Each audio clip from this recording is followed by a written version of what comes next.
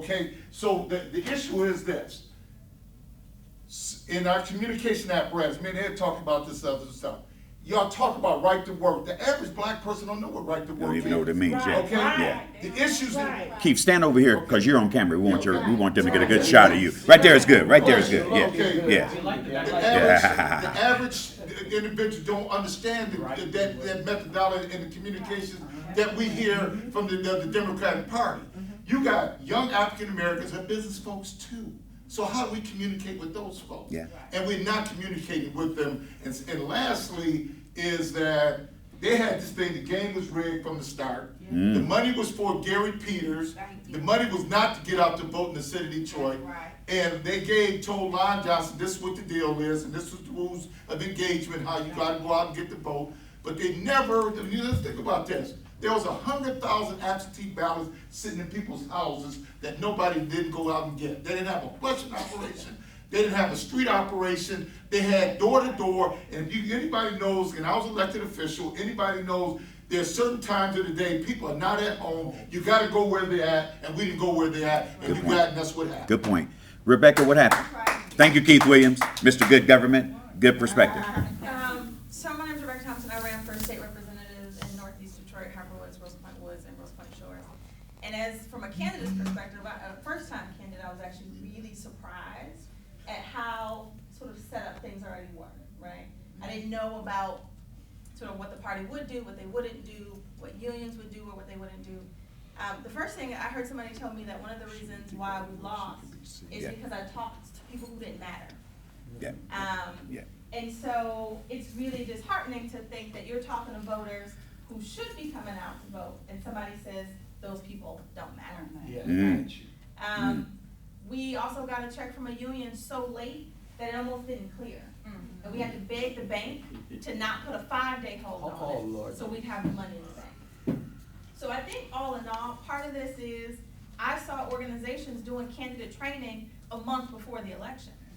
So when you talk about there should not be an off year, 2015 is really like the time to be doing To do the work. Yes, ma'am. And so I continue to be frustrated, and it was really only because, especially, and I ran against an incumbent who was a challenged incumbent, but it was amazing to see the kind of resources that people were putting into this campaign. And so I would just say it was more frustrating than anything to be going door to door on the east side of Detroit. I mean, I was out there. I have other folks who were out there and they saw it. And these are people who were not disengaged. These are people who were very interested. Yeah. But I knew at 7 a.m. on the primary day, there was nobody to polls. So being at the polls on Tuesday, I saw a very different kind of turnout. I live in East English Village, where we have a high voting percentage. And so I will just say, the last thing I'll say is, I vote, and I got a door hanger from the Shower campaign the Friday before the election. And I remember thinking, I haven't seen canvassers in my neighborhood. I haven't seen people walk in my neighborhood, not just for Shower, but for other candidates. Yeah. And I didn't see it in the primary. And so I thought, well, maybe it's because they're not on the ballot in August. Maybe we'll see them in November.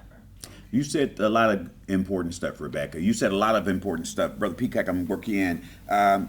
Now, let me just say for the record, and you can quote me because I understand people hear stuff and run with it, but had Democrats won big, people like Lon Johnson and Debbie Dingell and Sandra Levin would have been heralded as heroes. Am I correct? That's right. The fact that Democrats lost royally, what do you call them now?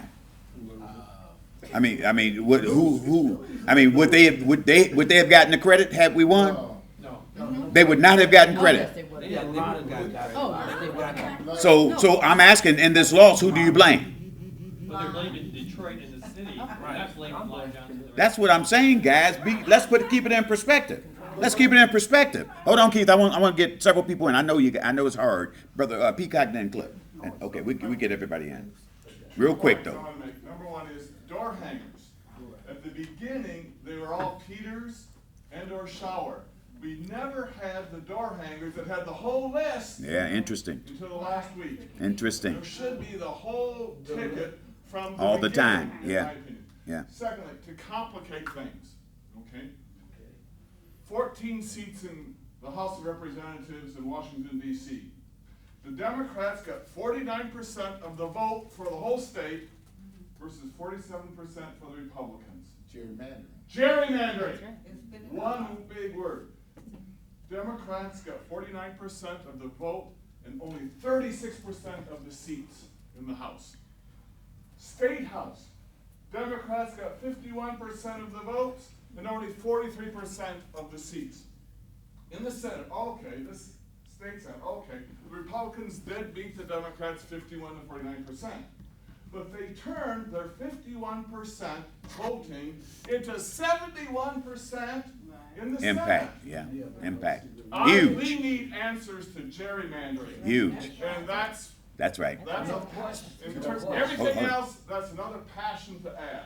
That's another off-year discussion, guys. I know how passionate we are, guys. Let me get Cliff in, and then Ade real quick, guys. I know how, and then Keith, we'll get you back.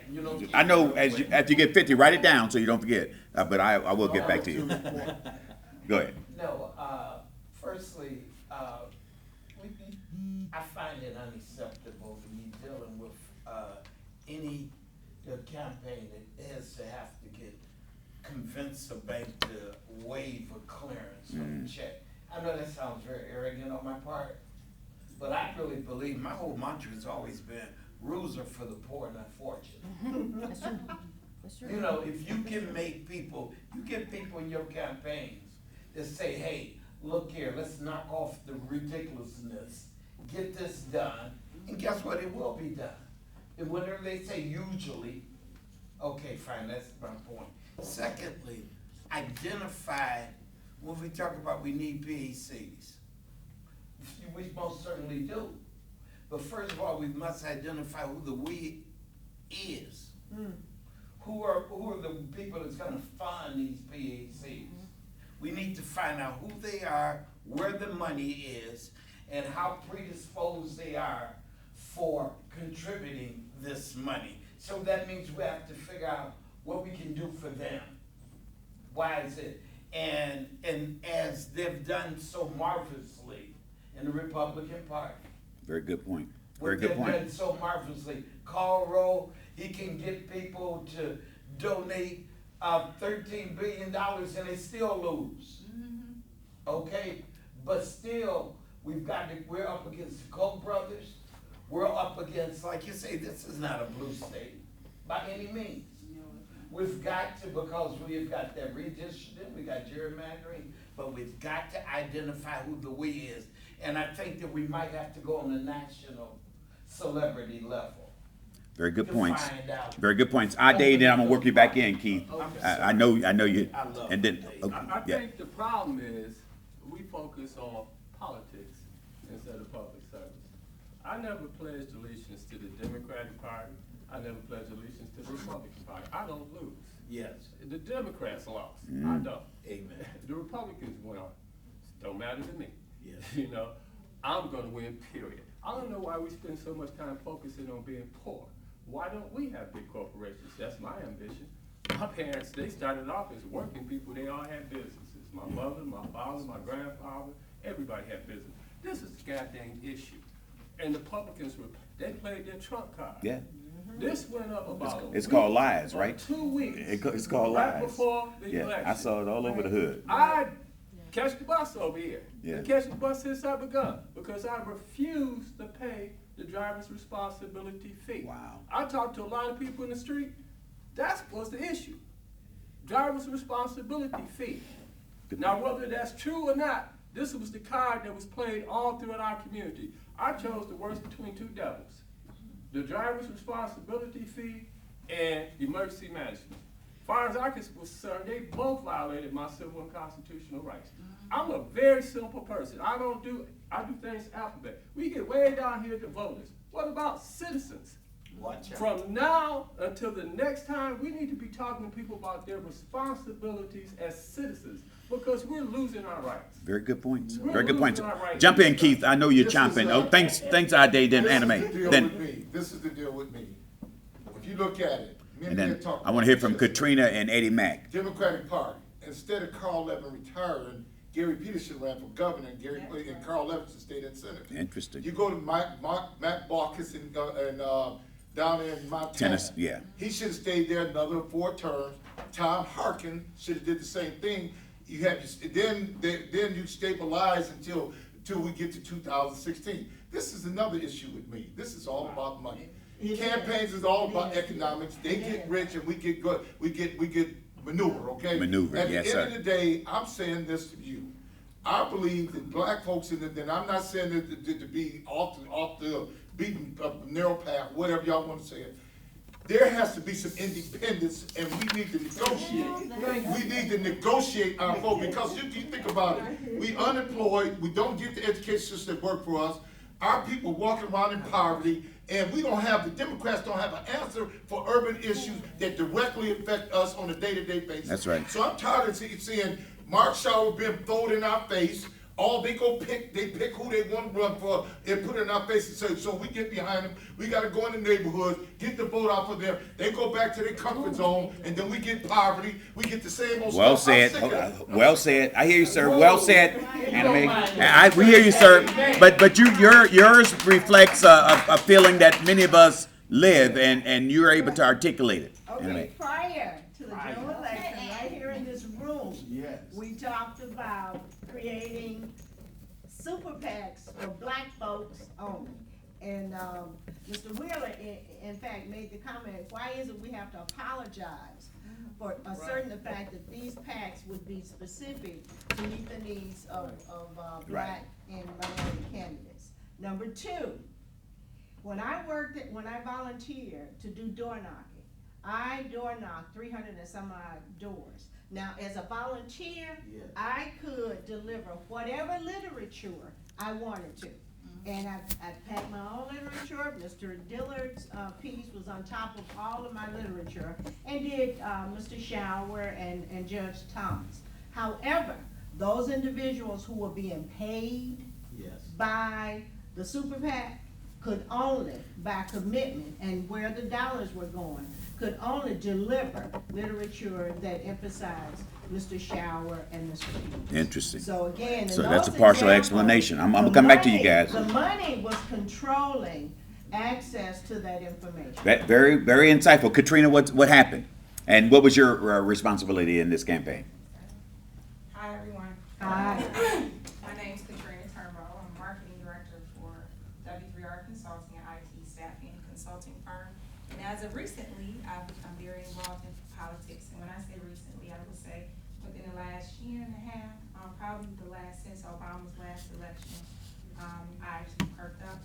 And I'm not gonna take a long time, but just to give you all a little bit of perspective, I had the opportunity, and to be honest with you, now that I look back on it in retrospect, I didn't realize the responsibility or the privilege that I had to run digital campaigns for the Democratic Party. So being able to have background in social media and all this digital stuff these days, I was able to have and see things that people talk about and see the statistics and data surrounding the social media. And what I want to say to you guys, just from my perspective of being what I call the face of the actual voter, up until 2 years ago, I never voted in a midterm election. And the reason that I did not, I'm highly educated, I'm an African-American woman, highly employed, I've never been unemployed, and all these other good statistical things that paint a great picture. But I didn't care, because I felt like you were not talking to me. And even as I still sit here in this room, some of the topics that you guys are talking about, the old me is still coming up like, that ain't got nothing to do with me. And Interesting.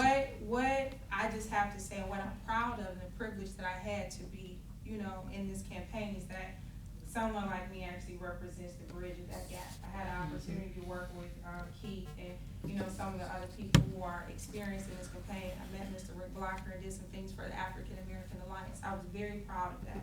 But what I also learned, and what I'll be able to hopefully contribute going forward, is that social media rules. It rules the world, whether we want to admit it or not. It is the floor of how you communicate to 36 and below. 40, you still, a couple years, my generation, you still can catch that door knocking. Door knocking means absolutely nothing to me. I will see that on my front door and throw it away. What actually does mean something is somebody who knocked on my door and they happened to catch me, and have a conversation at the bowling alley. Things like that, places where we participate. We live in a very fragmented society, but if you do not realize that, if you've seen the statistic, your cell phone is more powerful when they launch the spaceships in NASA. That is your number one That's true. Good point. communication tool is your cell phone. So I was actually able to see, over that month, I did just about over a month, I did well over 1 million impressions. I actually got to see which campaigns worked and, what was the influence, and I was able to target the communities. And just to give you an example of how you creatively gauge reach, I use Scandal. Scandal on Facebook has 28 million people that like the page. Well, I could actually narrow it down to people in Michigan that like Scandal, and I actually targeted the women's campaign. Wow. About the unequal pay in African American women is 64%. And guess who? That ad was one of the best performing ones. And it's funny because Facebook actually told me, "Ooh, your campaign's doing all right." Yeah. And being able to adjust them in that moment. Politics generally for my generation is seen as stale. It does not apply to me, and you're not talking to me. So one of the things that I know will work is we have to build a story of citizenship. Also Go ahead, education. Katrina. We're talking at a level, and you mentioned some things to me, even as becoming involved. I have no idea. I don't know who Jim Maynard. Jerry Madden. Jerry, I don't know who that is. It's coming. Yeah. No, but but she's making an important point. She's making a very important point. Go right ahead. Right. In a Yeah, right. I got joking you. way, when you sound so, okay, that's what I need to learn. I'm thinking this person. So let's start at maybe a more fundamental level where people don't realize they do not teach politics in school. How are you going to understand where to vote in the Senate and the legislature and what it affects if you were never even taught that? Good I point. didn't even realize that they recruited people to work in politics. I thought that you had to be special up until 2 years ago to be in a political field. Yeah. You are not treated as a citizen. So social media is just a power, and it gives you statistics and data to support the offline campaign. So online will tell you what you need to do offline, because I've been selling internet for a long time. The one thing I always used to tell people, the internet allows you not to ask any more questions. It gives you the answers. So quit trying to make up what you think is the truth and look at the data and the statistics, and it'll tell you what the truth is. Because it is not our responsibility any longer to think for the masses. The masses is telling you what they want. If you don't Very understand insightful. that, you're going to lose out. Very insightful. Thank you, Katrina Turnbull. I'm going to hear from Eddie Mack. I got to work Eddie Mack in, and then I see your hand, Rebecca, and I see you, Ade. I just want to hear from some. I want everybody to get a shot. Eddie Mack, just. After that presentation. I'm right there with you. I'm right there with you. Yeah, you know what? That's wisdom there. Eddie Mack obviously grew up in the Baptist church tradition. You know when all has been said. Okay, go ahead, Ade, and then Rebecca. From the beginning, when I learned that Mark Schauer was the Democratic candidate for governor, I asked one of the persons I know that's in the mix, I said, well, who chose him? I said, did the leadership choose him or did the base choose him? They said, well, the leadership chose him. Well, the process was flawed from the beginning because they selected a candidate and then tried to sell it to us. And then they told us to go out and sell them to the community. We never bought him. Yeah. We never